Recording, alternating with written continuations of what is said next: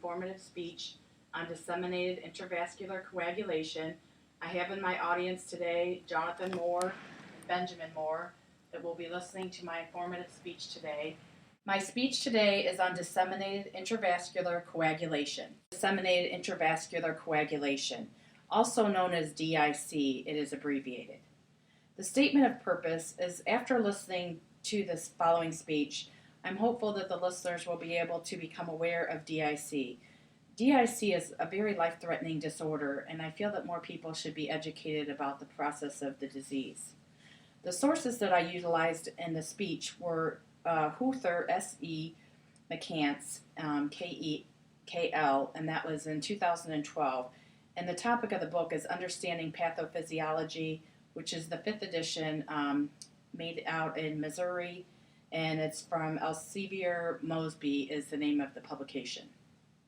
The second source that I utilized was Medline Plus, the medical encyclopedia from 2012.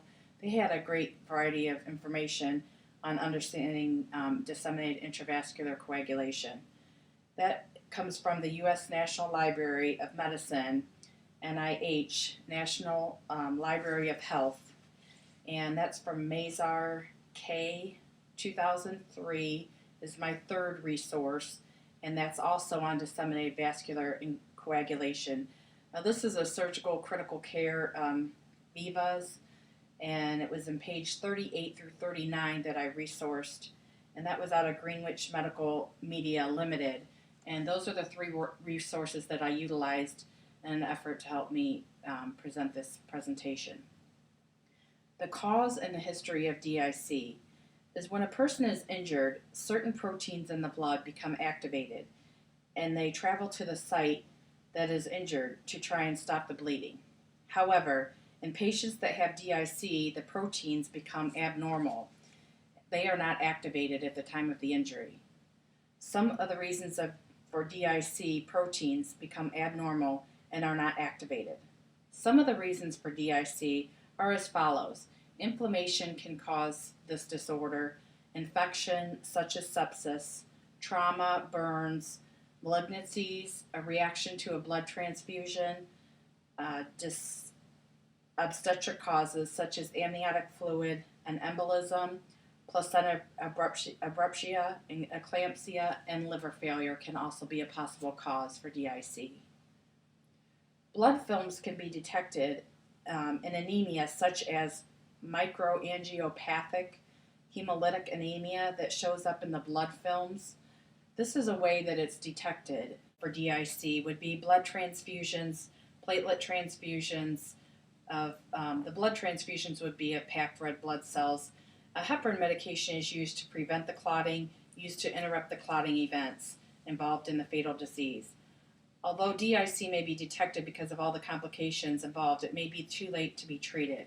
At times, as quickly as IV fluids and red blood cells, packed red blood cells, plasma is infused as quickly as it's bleeding out throughout the orifices. One of the determinations of doing this project was there was a patient over at Flower Hospital that unfortunately gave birth to a baby and ended up, as they were trying to deliver the placenta after the baby was born, she developed what was called DIC, and she bled out, and they attempted to give several blood transfusions without success. And that's what intrigued me to do this topic. I thought it was very informative. Again, my sources were Huther, S.E. McCants, K.L. 2012, Understanding Pathophysiology, the 5th edition from Missouri, Elsevier and Mosby. Medline Plus Medical Encyclopedia of 2012 was also utilized. Understanding DIC, the U.S. National Library of Medicine, NIH National Library of Health was utilized. And Mazar K. 2003, Disseminated Intravascular Coagulation, Surgical Critical Vivas, pages 38 and 39 from Greenwich Medical Media Limited. I hope my speech was very informative and will help others become aware of DIC and the complications that may arise from it.